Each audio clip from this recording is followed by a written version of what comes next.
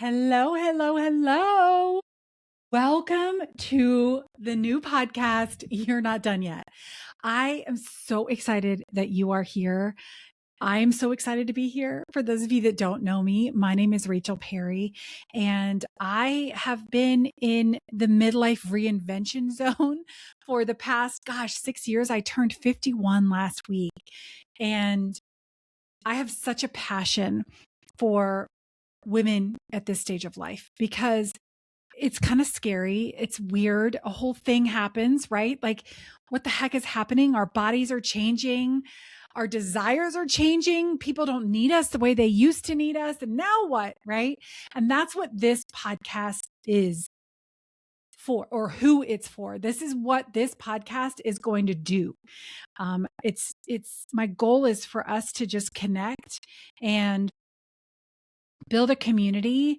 This is a movement, sister. It's called the Not Done Yet movement. We are not done yet.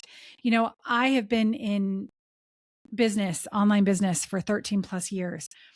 And I realized that is not where I'm meant to be right now. Now I can teach you how to build a business 100%. If that's where you are and that's what's next for you, I'm your girl. But it's about more than that. So let me start with this. If you've been feeling like something in your life is shifting, like everything looks fine on the outside, but something feels different on the inside, you're not crazy. And you're definitely not alone. And even if everything doesn't look fine on the outside, but something still feels different on the inside, you're in the right place. You know, what I'm learning is you get to this point in midlife where you've done what you were supposed to do. You've built a life. Many of you have raised kids. You've shown up in your roles, and on paper, everything, it looks good, right? Maybe you're in a job and you're just kind of coasting right now. Or maybe you're at this point where you're like, well, I have like 9 years left, or I have 5 years left, or you're just kind of coasting. Or some of you might be in this stage where you've had some big things that you've had to walk through, and you're sort of in this recovery space. Maybe you're newly divorced. Maybe you are recovering from cancer. Maybe you've lost a parent. The thing is internally, when we reach this midlife stage, and I'm saying midlife is like 45 to 60, but girl, listen, if you don't fit into that age bracket and you're here, you're still welcome. But I think what happens is internally something starts to feel off, not wrong, just not the same. And thoughts start creeping in like, is this it? You know, or is this all there is for me? Or when is it my turn? I heard someone say that. She said, you know, my kids are off at college now and my career is just kind of there. But what about me? Like, when is it my turn? And when we ask ourselves that, like when we're like, you know what, now it's my turn, then we have other questions that come up, such as, well, what does that mean? What does that look like? I have no idea what that means. I have no idea what's next for me, right? And the thing is we owe it to ourselves at this stage in our lives to listen to that nudge, to that thought, and to pursue it, not just let it go. There's so many, we dismiss ourselves in midlife so much. I think maybe because we've been doing it for so long, because we've, especially in my case, have been raising kids, you know, and my kids are older now. I have a 15-year-old, an almost 18-year-old, and a 19-year-old. And they don't need me the way they used to need me, right? I don't need to drive them everywhere anymore. They don't necessarily want to talk to me about everything anymore. My oldest is at college. He doesn't need me like he needed me. And that's a real shift. It's like, oh, wait a second. It's not like we have tons of time on our hands, but there's a shift that happens where it's like, wait a second. So I've actually shifted or pivoted or taken a leap, whatever you want to call it. I've done that about 3 times in midlife, like since I was 44, y'all. And that's big because every single time I pivoted, y'all, I didn't know what I was doing. I really didn't. I didn't know what was next. I just knew that I had this push. I knew that I had this nudge that I couldn't ignore. The first pivot, and probably the biggest pivot, was leaving $1 million partnership.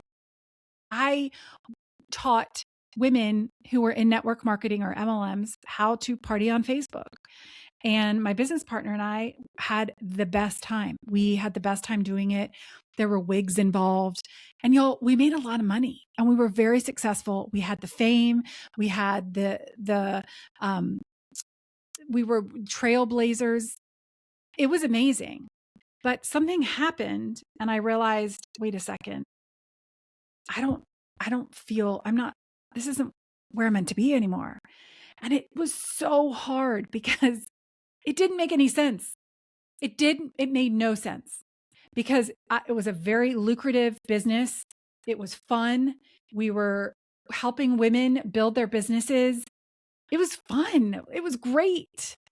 I was making good money. We were able to build a freaking screened-in porch on our house, redo our bathrooms. Like life was good.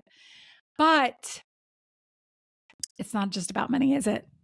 It didn't feel right. I didn't feel aligned anymore. I wasn't content. I wasn't happy. And so I chose to leave the partnership.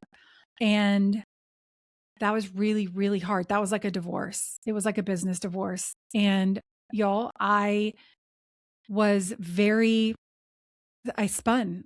out for a little while.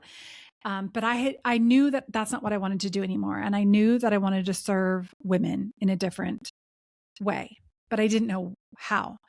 So I ended up, and actually also let me preface it with this. I also decided I didn't want to serve network marketers anymore. I just felt like I was being led to something else.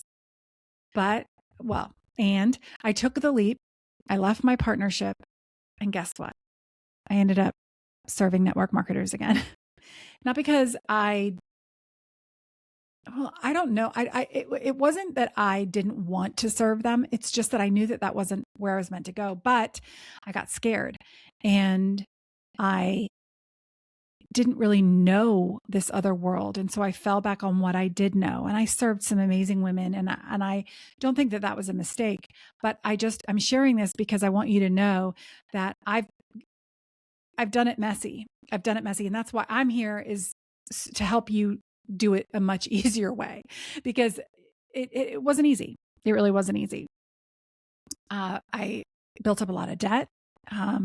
I, still didn't feel fully content and fully aligned, but I kept going because I was able to serve some amazing women. But then when I turned, I think it was like 48 or 49, I thought, you know what? I'm just still not, I don't really want to teach people how to build their network marketing businesses anymore. This is why I left my partnership.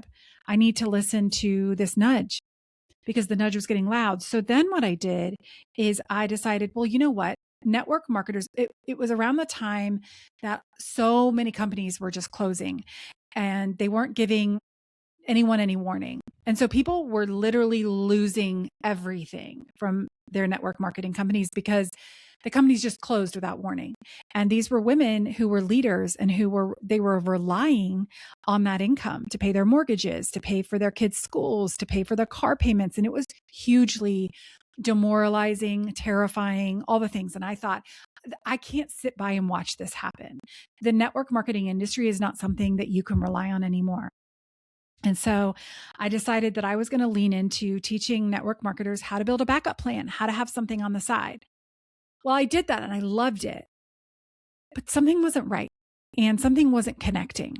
And I think part of it is that oftentimes people who are in network marketing, it's hard to see the other side because that business takes so much of your time. You don't really have time to build something on the side.